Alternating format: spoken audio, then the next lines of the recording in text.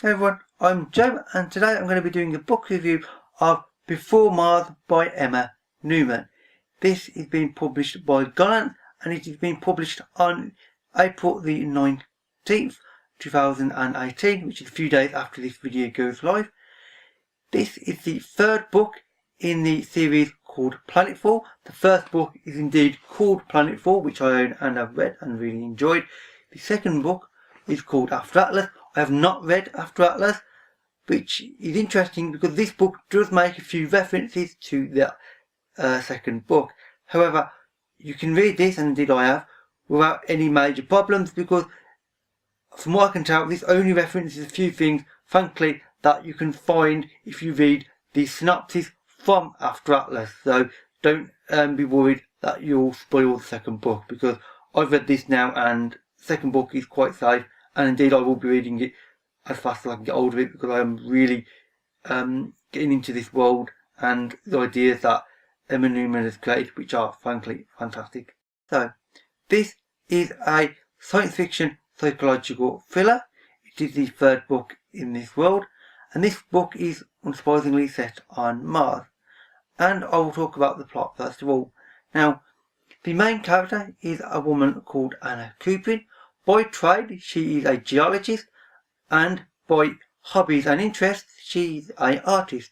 She works for this massive multinational company who is owned by this super rich sort of tech guy. Think of a Bill Gates, Steve Jobs type figure.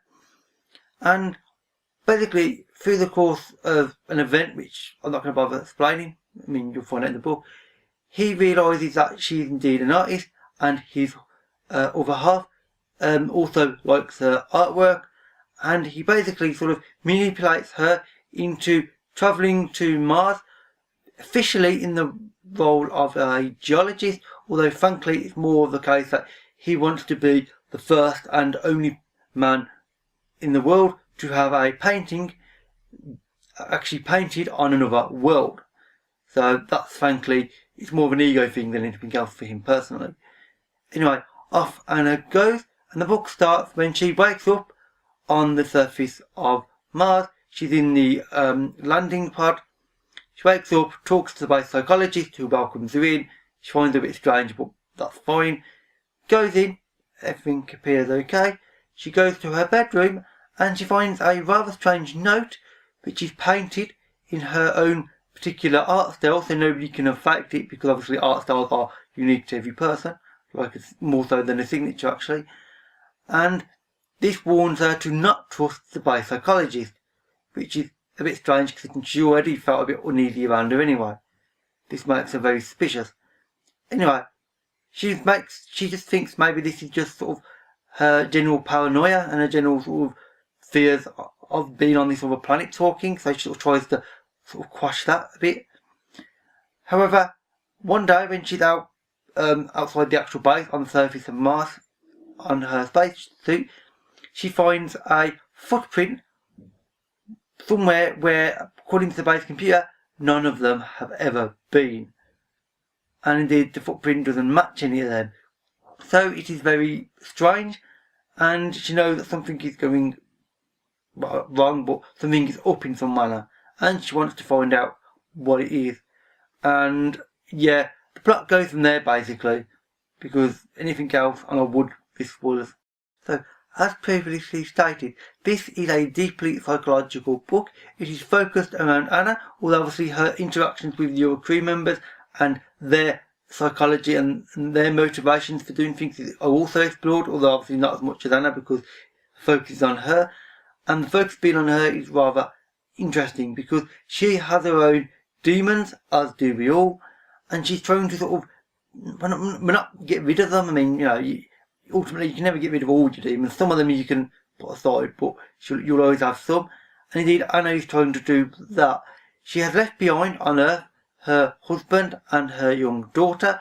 Obviously, this is causing her some great fears and concerns because, of course, she's not been away from them before, and she's on the Mars base for 2 years, so she's going to miss quite a lump of her young daughter's early life, which is obviously something that she's terrified of, and she thinks that people are going to think she's a terrible mother and things.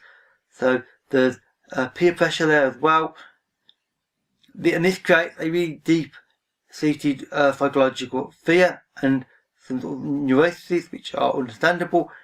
And this, combined with her various other personality traits, create a very interesting character, which I'm not going to go into too much, because of course that's the point of the book. You learn her character from the book, but she's an interesting personality type, and it explores your inner demons and your deep psychological rooted fears, and how somebody can try to get past them, but ultimately you are made up of your fears and your strengths.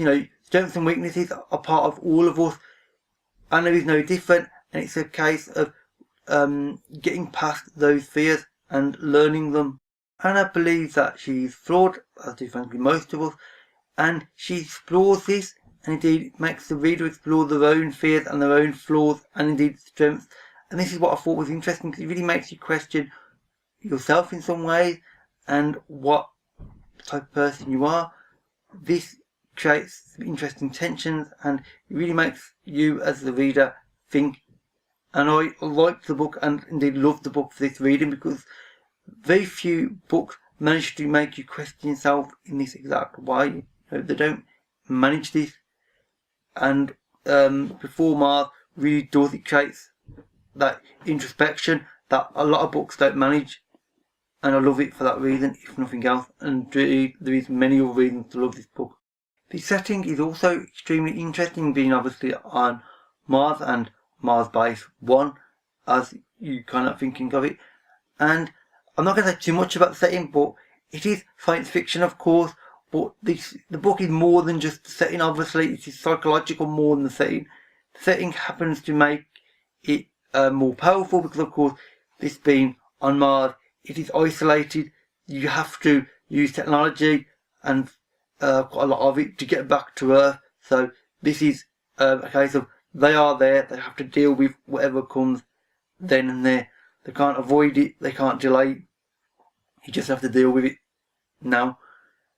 And this is something that Anna is finding difficult, which is not surprising.